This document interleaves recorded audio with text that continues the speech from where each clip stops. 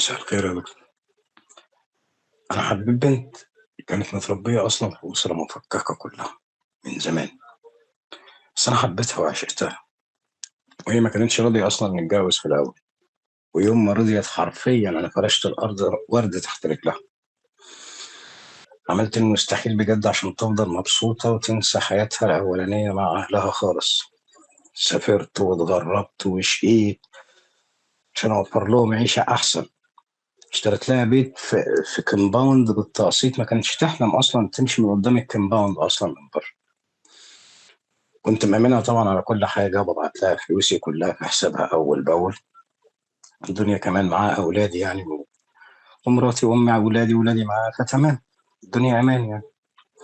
كنت موصي واحد صاحبي اللي أنا بثق فيهم من وقت للتاني يشوف طلباتهم لو محتاجين حاجة أو كده يبقى يعملها.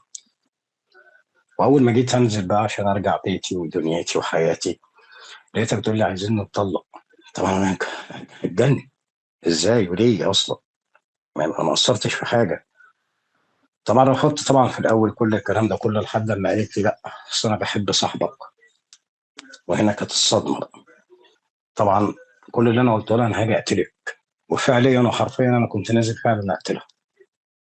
بلغت اداره الكمباوند، رموني بره قدام عيالي. بعد كده اخذت كل حاجه وطلقتها وخدت فلوسي وشقتي، وبعدين رميت لي عيالي كمان بالمره. تمام.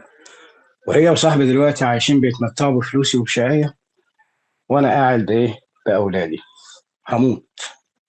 نفسي اروح اقتلهم، نفسي اشفي غليلي منهم باي شكل من الاشكال، وخايف اسيب عيالي كمان في الدنيا لوحدهم. بقتش عارف اعمل ايه ولا اخد حقي ازاي اصلا منهم. خلينا نبدأ من الأول. حضرتك بتقول إن هي كانت من أسرة مفككة، يعني الرباط الأسري كان عندها مش مهم. على فكرة، مش كل أولاد أهاليهم منفصلين إن الأسرة عندهم مش مهمة. لا، كلمة أسرة مفككة إن لا لاقية أب ولا لاقية أم يسألوا عليها، فبالتالي هي ما عندهاش الإحساس بالانتماء والقبول لعيلة معينة. انت حبيتها، هي ما حبتكش. انت حبيتها، وعلى فكرة انت كنت عارف انها بتحبكش قوي، بس مش مواجه نفسك، وعشان كده كنت عمال تغدق عليها بالمال. هو ده كان رد فعل طبيعي لإحساسك من جوه انك عايزها تحبك اكتر ما هي حباك. بس هي الحقيقة مش كده. حتى الحب ما بيجيش بالعافية. انت من كتر ما كنت انت معمي بحبها، ما جاش في بالك لحظة ان هي ما بتبادلكش الحب ده. ونقع بقى في المشكلة اللي أنا ما بطيقهاش كل ما بتيجي في البرنامج. إيه صاحبي اللي يعدي عليها ده؟ هو جرى إيه؟ إيه الرجالة بتخلي أصحابها يعدوا على الستات دول؟ هو في إيه؟ هو ما بقاش عندكم نخوة؟ هو أنا مش عارفة بجد، يعني إيه صاحبي يعدي على مراتي؟ ويعدي ليه؟ قلقانة على مراتك؟ كلمها يا سيدي فيديو كول. ولا هو صاحبك يقول لك انا رحت لها النهارده وكانت متضايقه وقعدت اطبطب عليها وقضينا سهره جميله قوي وشفنا موفي وما مشيتش غير هي مزاجها زي الفل؟